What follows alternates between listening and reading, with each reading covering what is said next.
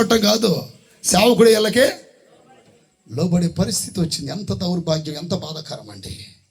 ఇక్కడ ఏలియానే లోబడి అడిగాడు. అక్కడ ఏలియాని అడుగుతున్నాడు నీలియమ్మ, ఏలి అడుగుతున్నాడు రొట్టి మరి. అంటే దైవజనుడు అక్కడ లోబడిపోవాల్సి వచ్చింది దేవుని కోసం. ఈ రోజున దైవజనుడికి మీరు లోపడతారా? నేను అడుగుతున్నా.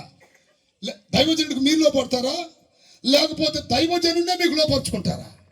ఎంతమంది చేతులు ఎత్తండి. సంపూర్ణంగా లోపడాలి. చదువు ఇప్పుడు ఆ వాక్యం చదవండి.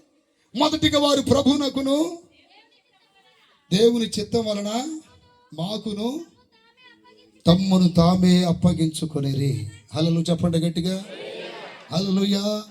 అహష్వరోసు రాజు అనే ఒక వ్యక్తి బైబిల్లో ఉన్నాడు. అహష్వరోసు రాజు యేసుక్రీస్తు వారికి సాదృశ్యం, ఎస్తేరు సంఘానికి సాదృశ్యం. ఈ ఎస్తేరు కన్నికగా మార్చబడటానికి 12 నెలలు హేగే అనే ఒక నపుంసకునికి అప్పగించబడిందట. అప్పగించబడటం అంటే అతను పూర్తిగా అప్పగించుకుంది.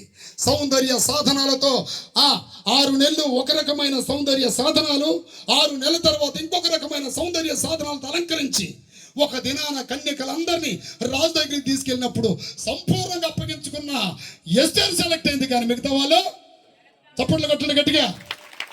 ఈ రోజు నా ప్రియమైన బిడ్డలారా, మీరు ఎస్తేరు వలె సంపూర్ణంగా లోబడుతున్నారా లేదన్నది మనుషులు ఎవరు గమనించకపోవచ్చు. ఎవరు గమనిస్తున్నారు? దేవుడు గమనిస్తున్నాడు. నీకు పెద్ద ఉద్యోగం ఉన్నా, లేకపోతే ఉన్నతమైన పదవులున్నా, గొప్ప